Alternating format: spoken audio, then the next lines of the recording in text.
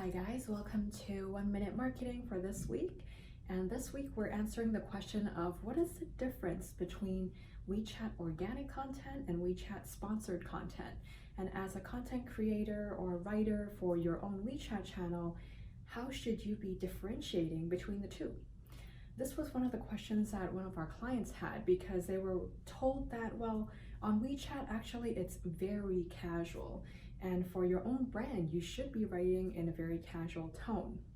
Now, our opinion is, and if you look at some other examples that we'll show on the screen, is that if you are, let's say you're a recognized brand, and let's say you are a national brand or an international brand, there are always brand standards that you want to adhere to, right? So for example, if we look at, say, Chaumet Paris or Nike, with their WeChat organic content, they will always look very stylized.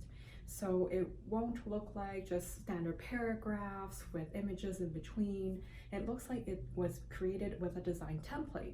And of course, this is because these brands want to stick to their brand standards and align with what it looks like globally. So this is something that would be important for a brand on their own WeChat account channel.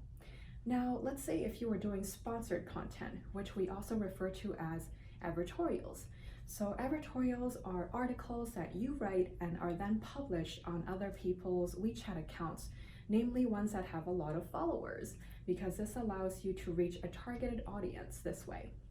So with these advertorials, we do agree that a lot of these channels that have a lot of followers, usually they are a news account, and the content on there may not be as formatted as what you would see on other branded WeChat official accounts. So in this case, what we do to achieve like a happy medium is we would make the headlines a bit more tailored for that influencer account with lots of followers and make it more casual, more appealing. We also add usually a section at the beginning of the article that would intrigue the reader to continue to want to read it. So for example, when we were selling a real estate project in a certain area and it was during the winter time, the first part of the article was actually talking about 10 different new hot pot restaurants that people would want to frequent. So what happened there is we saw that the sharing rate for that article was 10 times the normal number of shares.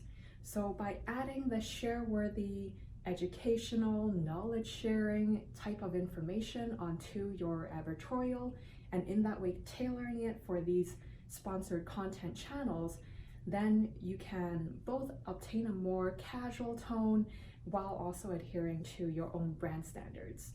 So that would be the key differences that we see between WeChat organic content and WeChat sponsored content. If you have any questions on how to create content on WeChat or would like to run a WeChat campaign, you know where to find us. Thank you.